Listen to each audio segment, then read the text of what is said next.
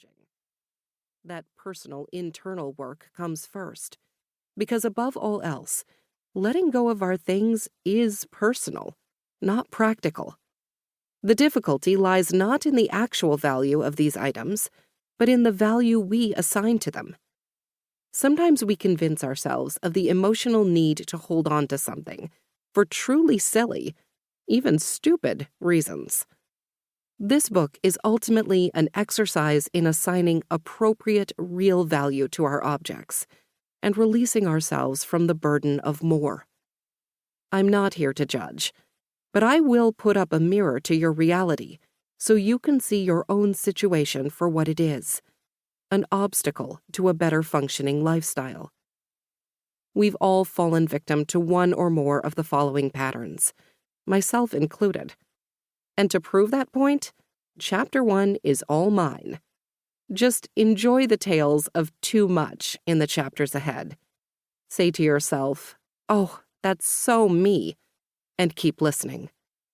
The roots of this book are filled with practical advice and solutions based on actual situations that arise repeatedly in the home organizing world.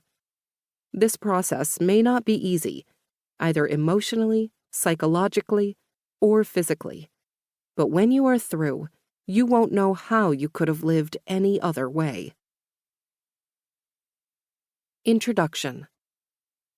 The tales I could tell about the houses I have been in would make your skin crawl. There was the walk-in closet with the scattered adult toys, and the bachelor pad with the kitchen cabinets of sneakers. And I will never forget, no matter how hard I try, the hoarder house where I slid across the grease-covered kitchen floor. I threw those shoes away. But I'm not here to tell you horror stories. I'm here to tell you that no matter your end goal, be it living like a minimalist or just being able to find your kids' discarded socks before laundry day, living with less overall is the absolute first step to getting organized. Even with the most basic sense of spatial relations, if you have more stuff than space, it's not going to fit. I can sense that you are already getting aggravated.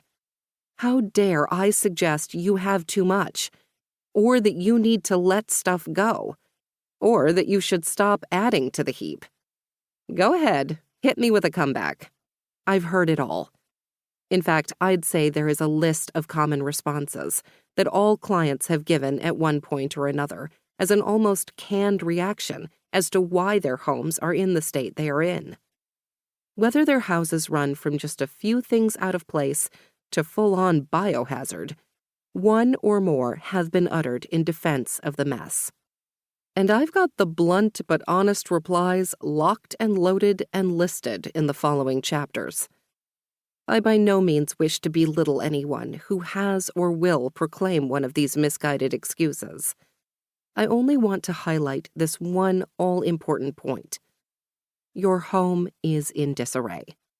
How you got there is the reason for the mess, but not the reason for staying in it. And with that said, let's take these one at a time. It is my hope that by the end of this book, you will not only have learned some practical ways to purge your possessions down to a manageable amount, but you will appreciate those things you do keep all the more. Fact: you cannot organize your home if you have more stuff than space. The absolute first step to organizing is downsizing. So yes, those acid wash jeans from 1986, those have to go. 1. If it doesn't fit, get rid of it. Client: this side of the closet is all my skinny clothes. I'm going to get back into them one of these days. BBT smiles. Maybe they remind you of happy memories, or they cost a small fortune, or they come with some hilarious buying story. My sisters and I have a ton of those. Whatever your reason, the list of excuses for holding on to clothes you no longer wear, or in some cases never wore at all, is exhaustive.